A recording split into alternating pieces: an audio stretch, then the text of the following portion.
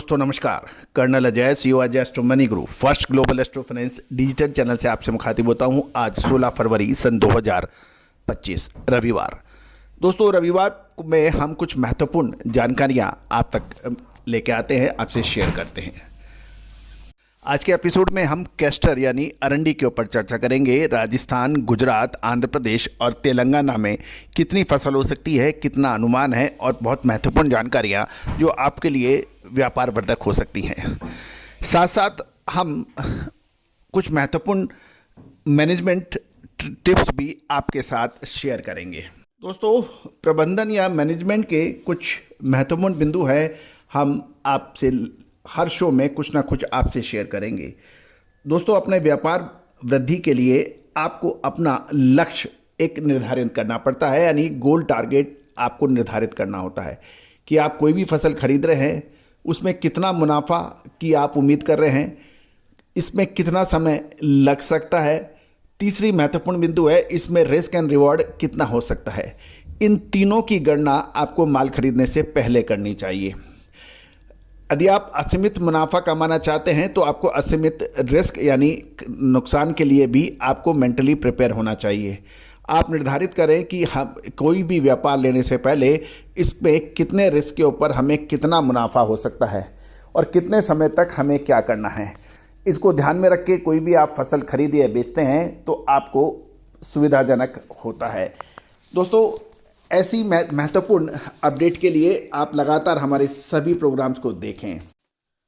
दोस्तों चैनल को सब्सक्राइब करना बिल्कुल ना भूलें यदि अभी तक नहीं किया है, यदि चैनल पसंद आता है। साथ साथ हमारी विशेष अग्रिम रिसर्च रिपोर्ट के लिए भी आप संपर्क कर सकते हैं, नंबर स्क्रीन पे दिए हुए हैं। साथ साथ हमारा साप्ताहिक अखबार जो मात्र 3000 रुपये वार्षिक शुल्क पे उपलब्ध है, उसके लिए भी आप संपर्क कर सकते हैं। दोस्तों आज के एपिसोड में हम कैस्टर पर बात कर रहे हैं, जानिए रिपोर्ट विस्तार से।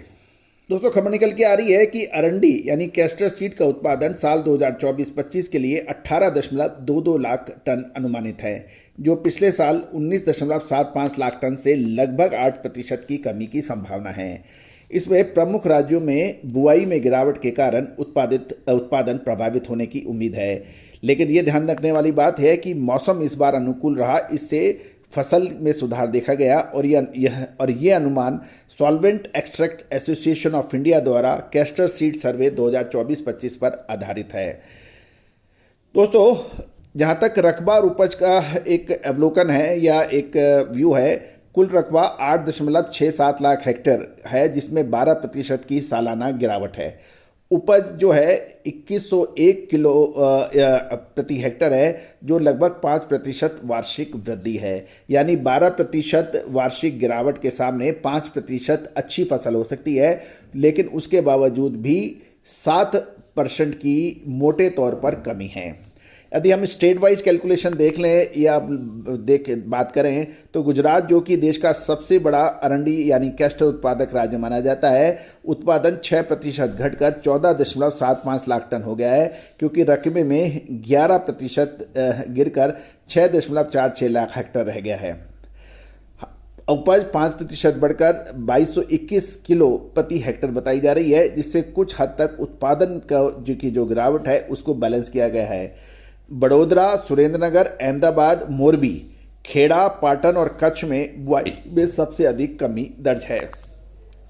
गुजरात के बाद राजस्थान की नंबर आता है। राजस्थान में कैस्टर का रकबा 12% घटकर 1.70 लाख हेक्टेयर रह गया है, जिससे उत्पादन में 9% की गिरावट होकर ये 2.85 लाख हेक्टेयर रहने का अनुमान लगाया गया है।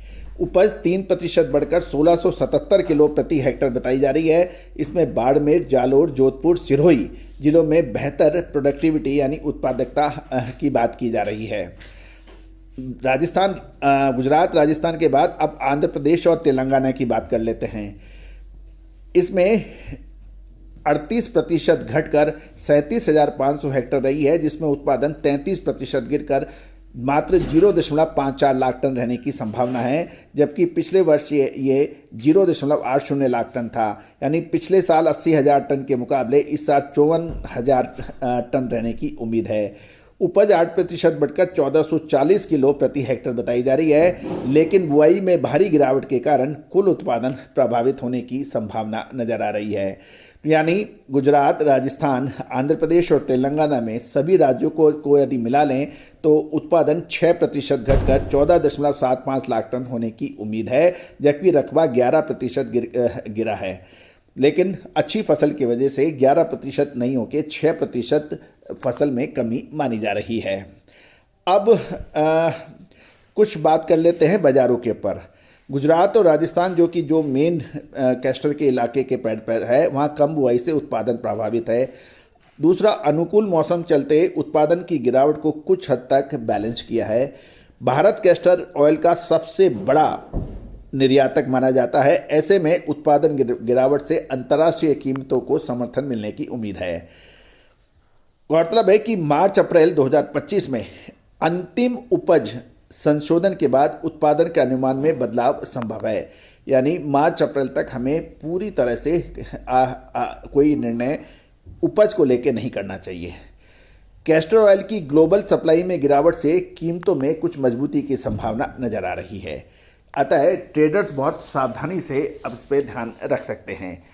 दोस्तों, आपको ये एपिसोड कैसा लगा, अपनी राय दीजिएगा। आपके इलाके में कैस्टर की क्या पोजीशन है वो भी कमेंट बॉक्स में दिखिएगा। मूंगफली, सरसों, सोयाबीन, पाम तेल, सूरजमुखी तेल के अपडेट के लिए, विश्लेषण के लिए संपर्क कर सकते हैं, जो कि सहयोग राशि अदा करने पर उपलब्ध हो पाएगा। All the very best, good luck, happy trading.